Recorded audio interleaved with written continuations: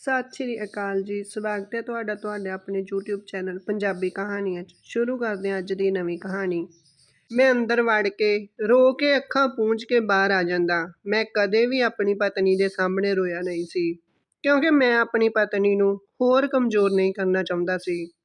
ਮੈਨੂੰ ਪਤਾ ਸੀ ਕਿ ਜੇਕਰ ਮੈਂ ਉਹਦੇ ਸਾਹਮਣੇ ਰੋ ਪਿਆ ਤਾਂ ਉਹ ਜਮਾਂ ਹੀ ਟੁੱਟ ਜਾਵੇਗੀ। ਮੈਂ ਬਹੁਤ ਕੋਸ਼ਿਸ਼ ਕੀਤੀ ਕਿ ਮੇਰੀ ਪਤਨੀ ਨੂੰ ਇਸ ਗੱਲ ਦਾ ਪਤਾ ਨਾ ਲੱਗੇ, ਪਰ ਇੱਕ ਦਿਨ ਉਹਨੂੰ ਪਤਾ ਲੱਗ ਹੀ ਗਿਆ। ਮੈਂ ਉਸ ਦਾ ਇਲਾਜ ਤਾਂ ਪਹਿਲਾਂ ਹੀ ਸ਼ੁਰੂ ਕਰਵਾ ਦਿੱਤਾ ਸੀ, ਪਰ ਇਹ ਗੱਲ ਵੱਖਰੀ ਸੀ ਕਿ ਉਸ ਨੂੰ ਇਸ ਬਿਮਾਰੀ ਬਾਰੇ ਦੱਸਿਆ ਨਹੀਂ ਸੀ। ਉੱਤੋਂ ਮੇਰੀ ਪਤਨੀ ਮਾਂ ਬਣਨ ਵਾਲੀ ਸੀ। ਡਾਕਟਰਾਂ ਨੇ ਮੈਨੂੰ ਸਾਫ਼-ਸਾਫ਼ ਸ਼ਬਦਾਂ ਵਿੱਚ ਕਹਿ ਦਿੱਤਾ ਸੀ ਕਿ ਤੇਰੀ ਪਤਨੀ ਕੋਲੇ ਵੱਧ ਤੋਂ ਵੱਧ ਸਮਾਂ 1 ਸਾਲ ਦਾ ਹੈ। ਮੇਰੀ ਪਤਨੀ ਨੂੰ 6ਵਾਂ ਮਹੀਨਾ ਲੱਗਿਆ ਸੀ। ਇੱਕ ਪਾਸੇ ਜਿੱਥੇ ਔਲਾਦ ਹੋਣ ਦੀ ਖੁਸ਼ੀ ਸੀ, ਪਰ ਦੂਸਰੇ ਪਾਸੇ ਬਹੁਤ ਵੱਡਾ ਦੁੱਖ ਸੀ। ਪਰ ਮੈਂ ਕੋਸ਼ਿਸ਼ ਜਾਰੀ ਰੱਖੀ। ਮੈਂ ਕਿਵੇਂ ਨਾ ਕਿਵੇਂ ਆਪਣੀ ਪਤਨੀ ਨੂੰ ਹਰ ਹਾਲਤ ਵਿੱਚ ਬਚਾਉਣਾ ਚਾਹੁੰਦਾ ਸੀ। ਮੈਂ ਜ਼ਮੀਨ ਅਸਮਾਨ ਇੱਕ ਕਰ ਰੱਖਿਆ ਸੀ। ਮੈਂ ਇੱਕ ਫੌਜੀ ਸੀ ਤੇ ਮੈਂ ਫੌਜ ਵਿੱਚੋਂ ਛੁੱਟੀ ਲੈ ਕੇ ਆ ਗਿਆ। ਮੈਂ ਸਵੇਰ ਉਸ ਨੂੰ ਹੋਰ ਹਸਪੀਟਲ ਲੈ ਕੇ ਜਾਂਦਾ ਤੇ ਸ਼ਾਮ ਨੂੰ ਹੋਰ ਲੈ ਕੇ ਜਾਂਦਾ। ਮੈਨੂੰ ਆਸ ਸੀ ਕਿ ਕਿਤੇ ਨਾ ਕਿਤੇ ਮੇਰੇ ਪੱਲੇ ਖੈਰ ਜ਼ਰੂਰ ਪਵੇਗੀ।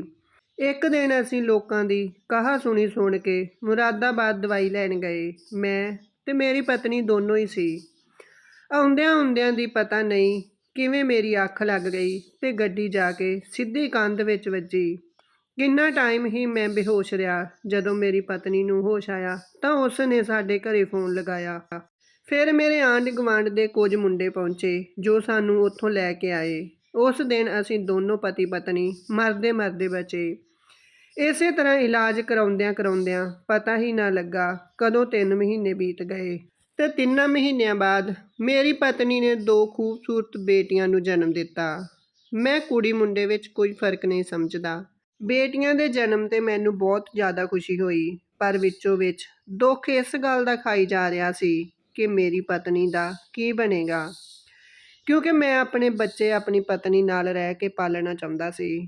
ਮਾਂ ਤੋਂ ਬਿਨਾਂ ਬੱਚਿਆਂ ਦਾ ਪਾਲਣ ਪੋਸ਼ਣ ਚੰਗੀ ਤਰ੍ਹਾਂ ਕਦੇ ਵੀ ਨਹੀਂ ਹੁੰਦਾ ਤੇ ਨਾ ਹੀ ਬੱਚੇ ਨੂੰ ਉਹ ਖੁਸ਼ੀ ਮਿਲਦੀ ਹੈ ਜੋ ਖੁਸ਼ੀ ਇੱਕ ਮਾਂ ਦੇ ਸਕਦੀ ਆ। ਅਸੀਂ ਛੋਟੀਆਂ ਬੱਚੀਆਂ ਨੂੰ ਘਰੇ ਛੱਡ ਕੇ ਦਵਾਈ ਲੈਣ ਜਾਂਦੇ। ਮੈਂ ਇੱਕ ਦਿਨ ਵੀ ਘਰੇ ਟੇਕ ਕੇ ਨਹੀਂ ਬੈਠਾ ਸੀ। ਮੈਂ ਕਿਵੇਂ ਨਾ ਕਿਵੇਂ ਆਪਣੀ ਪਤਨੀ ਨੂੰ ਮੌਤ ਦੇ ਮੂੰਹ 'ਚੋਂ ਬਾਹਰ ਕੱਢਣਾ ਚਾਹੁੰਦਾ ਸੀ। ਮੈਂ ਇਹ ਸਹਿਣ ਨਹੀਂ ਕਰ ਸਕਦਾ ਸੀ ਕਿ ਮੇਰੀ ਪਤਨੀ ਮੈਨੂੰ ਛੱਡ ਕੇ ਚਲੀ ਜਾਵੇ। ਪੂਰੇ 6 ਮਹੀਨੇ ਮੈਂ ਦਿਨ ਰਾਤ ਇੱਕ ਕੀਤਾ ਸੀ। ਮੈਂ ਨਾ ਦਿਨੇ ਖੜਦਾ ਸੀ ਤੇ ਨਾ ਰਾਤ ਨੂੰ ਖੜਦਾ ਸੀ। ਇੱਕ ਦਿਨ ਮੇਰੀ ਪਤਨੀ ਦੀ ਤਬੀਅਤ ਜ਼ਿਆਦਾ ਖਰਾਬ ਹੋ ਗਈ ਤੇ ਉਸ ਦਾ ਬਹੁਤ ਜ਼ੋਰ ਦੀ ਸਿਰ ਦਰਦ ਕਰਨ ਲੱਗਾ। ਅਸੀਂ ਮੇਰੀ ਪਤਨੀ ਨੂੰ ਲੈ ਕੇ ਦਿੱਲੀ ਜਾ ਰਹੇ ਸੀ। ਮੈਂ ਆਪਣੀ ਸੱਸ ਨੂੰ ਵੀ ਫੋਨ ਕਰਕੇ ਬੁਲਾ ਲਿਆ। ਘਰੇ ਮੇਰੀਆਂ 2 ਛੋਟੀਆਂ ਬੇਟੀਆਂ ਸੀ ਜਿਨ੍ਹਾਂ ਨੂੰ ਮੇਰੀ ਮਾਂ ਤੇ ਮੇਰੀ ਭੈਣ ਪਾਲ ਰਹੀਆਂ ਸੀ। ਮੇਰੀ ਪਤਨੀ ਦਿੱਲੀ ਜਾਣ ਤੋਂ ਪਹਿਲਾਂ ਦੋਵਾਂ ਧੀਆਂ ਨੂੰ ਗਲ ਲਾ ਕੇ ਬਹੁਤ ਰੋਈ। ਉਹਨੂੰ ਇਸ ਤਰ੍ਹਾਂ ਰੋਂਦੇ ਵੇਖ ਸਾਡਾ ਸਭ ਦਾ ਮਨ ਭਰ ਗਿਆ। ਮੇਰੇ ਪਿਤਾ ਤੇ ਮੇਰੀ ਮਾਂ ਨੇ ਮੇਰੀ ਪਤਨੀ ਤੋਂ ਬੇਟੀਆਂ ਫੜ ਲਈਆਂ ਤੇ ਉਸ ਨੂੰ ਗੱਡੀ ਵਿੱਚ ਬੈਠਣ ਲਈ ਕਿਹਾ, ਪਰ ਗੱਡੀ ਵਿੱਚ ਬਹਿਣ ਤੋਂ ਪਹਿਲਾਂ ਮੇਰੀ ਪਤਨੀ ਨੇ ਦੋਵੇਂ ਹੱਥ ਜੋੜ ਕੇ ਮੇਰੀ ਮਾਂ ਤੇ ਪਿਓ ਨੂੰ ਕਿਹਾ, ਮੰਮੀ ਜੀ ਤੇ ਪਾਪਾ ਜੀ, ਪਤਾ ਨਹੀਂ ਮੈਂ ਹੁਣ ਇਸ ਘਰ ਦੇ ਵਿੱਚ ਦੁਬਾਰਾ ਵਾਪਸ ਮੁੜ ਕੇ ਆਵਾਂਗੀ ਕਿ ਨਹੀਂ, ਪਰ ਤੁਸੀਂ ਮੇਰੀਆਂ ਧੀਆਂ ਨੂੰ ਰੁਲਣ ਨਾ ਦੇਣਾ। ਮੇਰੀਆਂ ਧੀਆਂ ਨੂੰ ਉਵੇਂ ਹੀ ਪਾਲਣਾ ਜਿਵੇਂ ਇੱਕ ਮਾਂ ਪਾਲਦੀ ਹੈ। ਮੇਰੇ ਪਿਤਾ ਨੇ ਮੇਰੀ ਪਤਨੀ ਦੇ ਸਿਰ ਤੇ ਹੱਥ ਧਰਦੇ ਹੋਏ ਕਿਹਾ, ਪਹਿਲੀ ਗੱਲ ਤਾਂ ਪੁੱਤ ਇਹੋ ਜਿਹੇ ਬੋਲ ਮੂੰਹੋਂ ਨਾ ਕੱਢ। ਤੂੰ ਇਸ ਘਰ ਦੇ ਵਿੱਚ ਠੀਕ ਠਾਕ ਵਾਪਸ ਜ਼ਰੂਰ ਆਵੇਂਗੀ। ਤੇ ਦੂਸਰੀ ਗੱਲ, ਇਹਨਾਂ ਬੱਚਿਆਂ ਦੀ ਫਿਕਰ ਨਾ ਕਰ। ਅਸੀਂ ਇਹਨਾਂ ਨੂੰ ਜਾਨੋਂ ਵੱਧ ਕੇ ਪਿਆਰ ਕਰਦੇ ਹਾਂ ਤੇ ਕਰਦੇ ਰਹਾਂਗੇ। ਸਾਡੇ ਜਿਉਂਦੇ ਜੀ ਇਹਨਾਂ ਦਾ ਅਸੀਂ ਵਾਲ ਵੀ ਵਿੰਗਾ ਨਹੀਂ ਹੋਣ ਦਿੰਦੇ। ਮੇਰੀ ਪਤਨੀ ਨੇ ਇੱਕ ਠੰਡਾ ਹੌਕਾ ਲਿਆ ਤੇ ਦੋਨਾਂ ਬੱਚਿਆਂ ਦੇ ਸਿਰ ਤੇ ਪਿਆਰ ਨਾਲ ਹੱਥ ਫੇਰਿਆ ਤੇ ਫਿਰ ਉਹ ਗੱਡੀ ਦੇ ਵਿੱਚ ਪਿਛਲੀ ਸੀਟ ਤੇ ਲੰਮੀ ਪੈ ਗਈ। ਮੇਰੀ ਸੱਸ ਨੇ ਮੇਰੀ ਪਤਨੀ ਦਾ ਸਿਰ ਆਪਣੀ ਗੋਦੀ ਵਿੱਚ ਰੱਖਿਆ ਤੇ ਪੋਲਾ ਸਿਰ ਘੁੱਟਣ ਲੱਗੀ। ਮੈਂ ਗੱਡੀ ਚਲਾ ਰਿਹਾ ਸੀ। ਬਹੁਤ ਲੰਮਾ ਸਫ਼ਰ ਸੀ, ਪਰ ਇਹ ਸਫ਼ਰ ਖਤਮ ਹੋਣ ਦਾ ਨਾਮ ਹੀ ਨਹੀਂ ਲੈ ਰਿਹਾ ਸੀ। ਮੈਂ ਪਤਾ ਨਹੀਂ ਮਨ ਵਿੱਚ ਕੀ ਸੋਚਦਾ ਜਾ ਰਿਹਾ ਸੀ। ਕਦੇ ਮਨ ਭਰ ਜਾਂਦਾ ਤੇ ਫਿਰ ਆਪੇ ਹੀ ਆਪਣੇ ਮਨ ਨੂੰ ਦਿਲਾਸਾ ਦੇ ਦਿੰਦਾ। ਸ਼ਾਮ ਨੂੰ ਅਸੀਂ ਦਿੱਲੀ ਪਹੁੰਚ ਗਏ। ਪਹਿਲਾਂ ਮੈਂ ਦਿੱਲੀ ਹਸਪੀਟਲ ਵਿੱਚ ਜਾ ਕੇ ਆਪਣੀ ਪਤਨੀ ਦੇ ਸਾਰੇ ਟੈਸਟ ਤੇ ਸਾਰੀਆਂ ਦਵਾਈਆਂ ਵਾਲੀਆਂ ਪਰਚੀਆਂ ਦਿਖਾਈਆਂ। ਡਾਕਟਰਾਂ ਨੇ ਟੈਸਟ ਦੇਖਦਿਆਂ ਸਾਰ ਹੀ ਫਟਾਫਟ ਮੇਰੀ ਪਤਨੀ ਨੂੰ ਐਡਮਿਟ ਕਰ ਲਿਆ, ਪਰ ਮੇਰੀ ਪਤਨੀ ਦੀ ਹਾਲਤ ਵਿਗੜਦੀ ਜਾ ਰਹੀ ਸੀ। ਮੇਰਾ ਸਾਲਾ ਸਿੰਗਾਪੁਰ ਗਿਆ ਹੋਇਆ ਸੀ। ਮੇਰੀ ਪਤਨੀ ਵਾਰ-ਵਾਰ ਉਸ ਦਾ ਨਾਮ ਲੈ ਰਹੀ ਸੀ।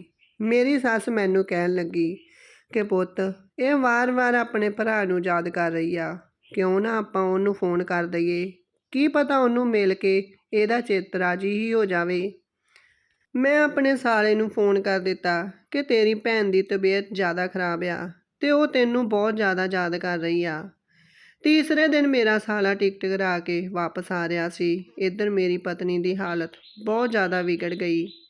ਡਾਕਟਰਾਂ ਨੇ ਸਭ ਨੂੰ ਬਾਹਰ ਕੱਢ ਦਿੱਤਾ ਸੀ। ਜਦੋਂ ਡਾਕਟਰ ਨੇ ਮੈਨੂੰ ਵੀ ਬਾਹਰ ਜਾਣ ਲਈ ਕਿਹਾ ਤਾਂ ਮੇਰੀ ਪਤਨੀ ਨੇ ਮੇਰਾ ਜ਼ੋਰ ਦੀ ਹੱਥ ਫੜ ਲਿਆ। ਡਾਕਟਰ ਨੇ ਦੇਖਿਆ ਤੇ ਫਿਰ ਉਹਨੇ ਮੈਨੂੰ ਰੁਕ ਜਾਣ ਲਈ ਕਿਹਾ। ਮੇਰੀ ਪਤਨੀ ਬਹੁਤ ਔਖੇ ਸਾਹ ਲੈ ਰਹੀ ਸੀ। ਉਸ ਨੇ ਮੈਨੂੰ ਇਸ਼ਾਰਾ ਕੀਤਾ ਕਿ ਮੈਂ ਉਸ ਦੇ ਕੋਲ ਬੈਠ ਜਾਵਾਂ। ਜਦੋਂ ਮੈਂ ਉਸ ਦੇ ਕੋਲ ਬੈਠ ਗਿਆ ਤਾਂ ਮੇਰੀਆਂ ਅੱਖਾਂ 'ਚੋਂ ਤ੍ਰਿਪ-ਤ੍ਰਿਪ ਹੰਝੂ ਡਿੱਗਣ ਲੱਗੇ। ਉਸ ਨੇ ਮੇਰੇ ਡਿੱਗਦੇ ਹੋਏ ਹੰਝੂਆਂ ਵੱਲ ਵੇਖ ਕੇ ਕਿਹਾ ਕਿ ਰੋਵੋ ਨਾ, ਤੁਸੀਂ ਤਾਂ ਆਪਣੇ ਬੱਚੇ ਪਾਲਣੇ ਨੇ। ਮੈਂ ਭਰੇ ਹੋਏ ਮਨ ਨਾਲ ਕਿਹਾ ਕਿ ਬੱਚੇ ਮੇਰੇ ਤੋਂ ਨਹੀਂ ਪਲਣੇ, ਆਪਾਂ ਦੋਨੋਂ ਇਕੱਠੇ ਪਾਲਾਂਗੇ। ਪਰ ਉਸਨੇ ਹੌਕਾ ਭਰਦੇ ਹੋਏ ਕਿਹਾ, ਮੇਰੇ ਕੋਲ ਹੁਣ ਬਹੁਤ ਘੱਟ ਟਾਈਮ ਆ, ਪਰ ਮੈਂ ਤੁਹਾਨੂੰ ਇਹ ਦੱਸਣਾ ਚਾਹੁੰਦੀ ਹਾਂ ਕਿ ਮੈਂ ਆਪਣੀ ਜ਼ਿੰਦਗੀ ਦੇ ਵਿੱਚ ਸਭ ਤੋਂ ਵੱਧ ਤੁਹਾਨੂੰ ਪਿਆਰ ਕਰਦੀ ਹਾਂ ਤੇ ਇੱਕ ਆਪਣੇ ਵੀਰ ਨੂੰ। ਇੰਨਾ ਕਹਿ ਕੇ ਉਹ ਲੰਮੇ-ਲੰਮੇ ਸਾਹ ਲੈਣ ਲੱਗੀ। ਫਿਰ ਉਸਨੇ ਬਹੁਤ ਔਖੇ ਹੋਏ ਬੋਲਿਆ ਕਿ ਵੇਖੀ ਕਿਤੇ ਮੇਰੀਆਂ ਧੀਆਂ ਨਾ ਰੋਲ ਦੇਵੀਂ। ਮੈਂ ਉਸ ਦਾ ਹੱਥ ਆਪਣੇ ਦੋਨਾਂ ਹੱਥਾਂ ਦੇ ਵਿੱਚ ਫੜ ਕੇ ਹਾਮੀ ਵਿੱਚ ਸਿਰ ਹਿਲਾਇਆ। ਆਪਣੀਆਂ ਅੱਖਾਂ ਪੂੰਝ ਕੇ ਜਦੋਂ ਮੈਂ ਉਸ ਦੇ ਚਿਹਰੇ ਵੱਲ ਦੇਖਿਆ ਤਾਂ ਉਹ ਇੰਜ ਪਈ ਸੀ ਜਿਵੇਂ ਬਹੁਤ ਟਾਈਮ ਦੀ ਸੁੱਤੀ ਪਈ ਹੋਵੇ। ਮੈਂ ਉਸ ਨੂੰ ਬੁਲਾਉਣ ਤੇ ਹਿਲਾਉਣ ਦੀ ਕੋਸ਼ਿਸ਼ ਕੀਤੀ, ਪਰ ਉਹ ਨਾ ਬੋਲ ਰਹੀ ਸੀ ਤੇ ਨਾ ਹੀ ਹੱਥ ਪੈਰ ਹਿਲਾ ਰਹੀ ਸੀ। ਨਰਸ ਨੇ ਮੈਨੂੰ ਬਾਹੋਂ ਫੜ ਕੇ ਕਮਰੇ 'ਚੋਂ ਬਾਹਰ ਕਰ ਦਿੱਤਾ ਤੇ ਉਸ ਦੇ ਮੂੰਹ ਤੇ ਉੱਪਰ ਕੱਪੜਾ ਦੇ ਦਿੱਤਾ। ਮੈਂ ਕਮਰੇ 'ਚੋਂ ਬਾਹਰ ਆ ਕੇ ਕੰਧਾਂ ਦੇ ਨਾਲ ਪਾਗਲਾਂ ਵਾਂਗ ਟੱਕਰਾਂ ਮਾਰ-ਮਾਰ ਰੋ ਰਿਹਾ ਸੀ। ਅੱਜ ਮੇਰੀ ਦੁਨੀਆ ਹੀ ਉੱਜੜ ਗਈ ਸੀ। ਮੇਰੀਆਂ ਅੱਖਾਂ ਮੂਹਰੇ ਹਨੇਰਾ ਛਾ ਗਿਆ ਸੀ। ਮੇਰੀ ਸੱਸ ਵੀ ਮੈਨੂੰ ਦੇਖ ਕੇ ਹੀ ਰੋਣ ਲੱਗ ਪਈ, ਕਿਉਂਕਿ ਉਸ ਦੀ ਵੀ ਅੱਜ ਕੁੱਖ ਉੱਜੜ ਗਈ ਸੀ। ਮੈਂ ਤੇ ਮੇਰੀ ਸੱਸ ਕਿੰਨਾ ਚਿਰ ਹੀ ਪਾਗਲਾਂ ਵਾਂਗ ਰੋਂਦੇ ਰਹੇ ਤੇ ਰੋ-ਰੋ ਕੇ ਬੇਹਾਲ ਹੋ ਗਏ। ਡਾਕਟਰ ਅੰਦਰ ਆਪਣਾ ਕੰਮ ਕਰ ਰਹੇ ਸੀ ਤੇ ਫਿਰ ਉਹਨਾਂ ਨੇ ਕਮਰਾ ਬੰਦ ਕਰ ਦਿੱਤਾ। ਇੰਨੇ ਨੂੰ ਮੇਰਾ ਸਾਲਾ ਹਸਪਤਾਲ ਵਿੱਚ ਪਹੁੰਚਿਆ ਤੇ ਕਾਹਲੀ-ਕਾਹਲੀ ਸਾਡੇ ਕੋਲ ਆ ਕੇ ਕਹਿਣ ਲੱਗਿਆ ਕਿ ਕਿੱਥੇ ਆ ਭੈਣ। ਮੈਂ ਰੋਂਦੇ ਹੋਏ ਨੇ ਕਿਹਾ ਕਿ ਹੁਣ ਤਾਂ ਤੇਰੀ ਭੈਣ ਇੰਨੀ ਦੂਰ ਜਾ ਚੁੱਕੀ ਆ ਕਿ ਉਸ ਨੂੰ ਕਿਸੇ ਦੀ ਆਵਾਜ਼ ਸੁਣਾਈ ਨਹੀਂ ਦਿੰਦੀ। ਮੇਰੇ ਸਾਲੇ ਨੇ ਡਾਕਟਰਾਂ ਨੂੰ ਬਹੁਤ ਕਿਹਾ ਕਿ ਕਿਵੇਂ ਨਾ ਕਿਵੇਂ ਮੇਰੀ ਭੈਣ ਨਾਲ ਗੱਲ ਕਰਾ ਦਿਓ, ਪਰ ਡਾਕਟਰਾਂ ਨੇ ਸਿਰ ਮਾਰ ਦਿੱਤਾ। ਉਹਨਾਂ ਨੇ ਕਿਹਾ ਕਿ ਅਸੀਂ ਬਹੁਤ ਟਾਈਮ ਮਸ਼ੀਨ ਲਾਈ ਰੱਖੀ ਕਿ ਤੁਹਾਡੇ ਨਾਲ ਗੱਲ ਹੋ ਸਕੇ, ਪਰ ਤੁਸੀਂ ਬਹੁਤ ਦੇਰ ਕਰ ਦਿੱਤੀ। ਹੁਣ ਕੁਝ ਨਹੀਂ ਹੋ ਸਕਦਾ। ਸਾਡੇ ਵਿੱਚ ਤਿੰਨਾਂ ਵਿੱਚ ਕੋਈ ਹਿੰਮਤ ਨਹੀਂ ਕਰ ਰਿਹਾ ਸੀ ਕਿ ਘਰੇ ਫੋਨ ਕਰਕੇ ਕਿਵੇਂ ਦੱਸੀਏ। ਫਿਰ ਮੈਂ ਆਪਣੇ ਪਿਤਾ ਜੀ ਨੂੰ ਫੋਨ ਲਾਇਆ। ਮੇਰੇ ਤੋਂ ਬੋਲਿਆ ਕੁਝ ਨਾ ਗਿਆ, ਬਸ ਮੇਰੀਆਂ ਧਾਹਾਂ ਹੀ ਨਿਕਲ ਗਈਆਂ। ਘਰੇ ਆ ਕੇ ਮੈਂ ਆਪਣੀਆਂ ਦੋਹਾਂ ਧੀਆਂ ਨੂੰ ਚੁੱਕ ਕੇ ਆਪਣੀ ਪਤਨੀ ਦੇ ਕੋਲ ਬਿਠਾ ਕੇ ਬਹੁਤ ਰੋਇਆ। ਜਦੋਂ ਮੇਰੀ ਪਤਨੀ ਨੂੰ ਚੁੱਕਣ ਲੱਗੇ ਤਾਂ ਮੇਰਾ ਦਿਲ ਪਾਟ ਰਿਹਾ ਸੀ। ਉਸ ਵਕਤ ਮੇਰੇ 'ਤੇ ਕੀ ਬੀਤ ਰਹੀ ਸੀ, ਇਹ ਮੈਂ ਬਿਆਨ ਵੀ ਨਹੀਂ ਕਰ ਸਕਦਾ। ਫਿਰ 2 ਮਹੀਨੇ ਬਾਅਦ ਮੈਂ ਵਾਪਸ ਫੌਜ ਵਿੱਚ ਚਲਾ ਗਿਆ ਤੇ ਮੇਰੇ ਮਗਰੋਂ ਮੇਰੀ ਭੈਣ ਤੇ ਮਾਂ ਨੇ ਮੇਰੀਆਂ ਧੀਆਂ ਦਾ ਬਹੁਤ ਖਿਆਲ ਰੱਖਿਆ। ਹੁਣ ਮੇਰੀਆਂ ਧੀਆਂ 5-5 ਸਾਲ ਦੀਆਂ ਹੋ ਗਈਆਂ ਨੇ। ਬੇਸ਼ੱਕ ਸਾਰਾ ਪਰਿਵਾਰ ਉਹਨਾਂ ਨੂੰ ਬਹੁਤ ਪਿਆਰ ਕਰਦਾ, ਪਰ ਉਹ ਮਾਂ ਵਾਲੀ ਕਮੀ ਕੋਈ ਵੀ ਪੂਰੀ ਨਹੀਂ ਕਰ ਸਕਦਾ। ਉਸ ਤੋਂ ਬਾਅਦ ਮੈਨੂੰ ਰਿਸ਼ਤੇਦਾਰਾਂ ਨੇ ਬਹੁਤ ਵਾਰੀ ਵਿਆਹ ਕਰਵਾਉਣ ਲਈ ਕਿਹਾ ਤੇ ਬਹੁਤ ਸਾਰੇ ਰਿਸ਼ਤੇ ਵੀ ਆਏ, ਪਰ ਮੈਂ ਕਦੇ ਵੀ ਆਪਣੀ ਪਤਨੀ ਦੀ ਜਗ੍ਹਾ ਕਿਸੇ ਹੋਰ ਨੂੰ ਨਹੀਂ ਦੇ ਸਕਦਾ। ਇੱਕ ਰਿਸ਼ਤਾ ਮੇਰੀ ਭੂਆ ਦਾ ਲੜਕਾ ਲੈ ਕੇ ਆਇਆ, ਪਰ ਮੈਂ ਨਾ ਕਰ ਦਿੱਤੀ। ਭੂਆ ਜੀ ਦਾ ਬੇਟਾ ਕਹਿਣ ਲੱਗਿਆ ਕਿ ਕੁੜੀ ਗਰੀਬ ਘਰ ਦੀ ਆ, ਉਹਦੀ ਵੀ ਜ਼ਿੰਦਗੀ ਬਣ ਜਾਊਗੀ ਤੇ ਤੇਰੇ ਨਿਆਣਿਆਂ ਨੂੰ ਮਾਂ ਮਿਲ ਜਾਏਗੀ। ਬਹੁਤ ਸਿਆਣੀ ਕੁੜੀ ਆ, ਉਹ ਇਹਨਾਂ ਨੂੰ ਸਕੀ ਮਾਂ ਵਾਂਗ ਹੀ ਸਾਂਭੇਗੀ। ਘਰਦਿਆਂ ਦੇ ਜ਼ੋਰ ਪਾਉਣ 'ਤੇ ਉਹਨਾਂ ਨੇ ਮੇਰੇ ਵੱਲੋਂ ਹਾਂ ਕਰਵਾ ਦਿੱਤੀ। ਮੈਨੂੰ ਡਰ ਤਾਂ ਬਹੁਤ ਲੱਗਦਾ ਸੀ ਕਿ ਪਤਾ ਨਹੀਂ ਮੇਰੀਆਂ ਧੀਆਂ ਨੂੰ ਕਿਵੇਂ ਸਮਝੇਗੀ। ਪਰ ਜਿਵੇਂ ਮੇਰੀ ਭੂਆ ਦਾ ਮੁੰਡਾ ਕਹਿੰਦਾ ਸੀ, ਉਹ ਕੁੜੀ ਉਵੇਂ ਦੀ ਨਿਕਲੀ। ਉਸਨੇ ਵਿਆਹ ਤੋਂ ਅਗਲੇ ਦਿਨ ਹੀ ਸਭ ਤੋਂ ਪਹਿਲਾਂ ਉੱਠ ਕੇ ਮੇਰੀਆਂ ਦੋਨਾਂ ਧੀਆਂ ਨੂੰ ਨਵਾ ਕੇ ਉਹਨਾਂ ਦੇ ਸਿਰ ਵਾਏ। ਉਹ ਮੇਰੀਆਂ ਧੀਆਂ ਨੂੰ ਉਂਝ ਹੀ ਪਿਆਰ ਕਰਦੀ ਸੀ ਜਿਵੇਂ ਉਹਨਾਂ ਦੀ ਸਕੀ ਮਾਂ ਕਰਦੀ ਸੀ। ਫਿਰ ਮੈਂ ਆਪਣੀ ਦੂਜੀ ਪਤਨੀ ਤੇ ਦੋਵਾਂ ਧੀਆਂ ਨੂੰ ਆਪਣੇ ਨਾਲ ਹੀ ਫੌਜ ਵਿੱਚ ਲੈ ਗਿਆ। ਮੇਰੇ ਡਿਊਟੀ ਜਾਣ ਤੋਂ ਪਹਿਲਾਂ ਉਹ ਦੋਵੇਂ ਕੁੜੀਆਂ ਨੂੰ ਤਿਆਰ ਕਰਕੇ ਬੈੱਡ ਤੇ ਬਿਠਾ ਦਿੰਦੀ ਸੀ। ਮੈਂ ਡਿਊਟੀ ਜਾਣ ਤੋਂ ਪਹਿਲਾਂ ਦੋਨਾਂ ਧੀਆਂ ਨੂੰ ਸਕੂਲ ਛੱਡ ਕੇ ਆਉਂਦਾ ਸੀ। ਇੱਕ ਦਿਨ ਵੀ ਉਹਨੇ ਮੇਰੀਆਂ ਧੀਆਂ ਨੂੰ ਕਦੇ ਵੀ ਘੂਰ ਕੇ ਨਹੀਂ ਸੀ ਦੇਖਿਆ। ਹੁਣ ਇਹ ਧੀਆਂ ਸਿਰਫ ਮੇਰੀਆਂ ਨਹੀਂ, ਉਹਦੀਆਂ ਵੀ ਬਹੁਤ ਪਿਆਰੀਆਂ ਧੀਆਂ ਬਣ ਗਈਆਂ ਸੀ। ਮਤਰੇਈ ਮਾਂ ਵਾਲਾ ਉਹਦੇ ਵਿੱਚ ਕੋਈ ਵੀ ਵਲ ਵਿੰਗ ਨਹੀਂ ਸੀ। ਕੋਈ ਵੀ ਓਪਰਾ ਬੰਦਾ ਦੇਖ ਕੇ ਕਹਿ ਨਹੀਂ ਸਕਦਾ ਸੀ ਕਿ ਇਹ ਇਹਨਾਂ ਦੀ ਸਕੀ ਮਾਂ ਨਹੀਂ। ਮੈਨੂੰ ਮੇਰੀ ਪਹਿਲੀ ਪਤਨੀ ਕਦੇ ਵੀ ਨਹੀਂ ਭੁੱਲਦੀ, ਪਰ ਦੂਜੀ ਪਤਨੀ ਨੇ ਮੇਰੀਆਂ ਧੀਆਂ ਦੀ ਇੰਨੀ ਚੰਗੀ ਤਰ੍ਹਾਂ ਸੰਭਾਲ ਕੀਤੀ ਕਿ ਉਹਦੇ ਲਈ ਮੇਰੇ ਦਿਲ ਵਿੱਚ ਇੱਜ਼ਤ ਤੇ ਜਗ੍ਹਾ ਬਣ ਗਈ। ਇਹ ਸੀ ਜੀ ਆਪਣੀ ਅੱਜ ਦੀ ਕਹਾਣੀ। ਕਹਾਣੀ ਕਿਸ ਤਰ੍ਹਾਂ ਦੀ ਲੱਗੀ ਕਮੈਂਟ ਬਾਕਸ ਵਿੱਚ ਆ ਕੇ ਜ਼ਰੂਰ ਦੱਸਣਾ। ਕਹਾਣੀ ਨੂੰ ਲਾਈਕ, ਕਮੈਂਟ, ਸ਼ੇਅਰ ਜ਼ਰੂਰ ਕਰਨਾ। ਚੈਨਲ ਨੂੰ ਸਬਸਕ੍ਰਾਈਬ ਕਰਨਾ। ਕਹਾਣੀ ਸੁਣਨ ਲਈ ਬਹੁਤ ਬਹੁਤ ਧੰਨਵਾਦ ਜੀ। ਮਿਲਦੇ ਹਾਂ ਕੱਲ੍ਹ ਨੂੰ ਕਿਸੇ ਹੋਰ ਨਵੀਂ ਕਹਾਣੀ ਨਾਲ। ਤਦ ਤੱਕ ਦਿਓ ਇਜਾਜ਼ਤ। ਸਤਿ ਸ਼੍ਰੀ ਅਕਾਲ ਜੀ।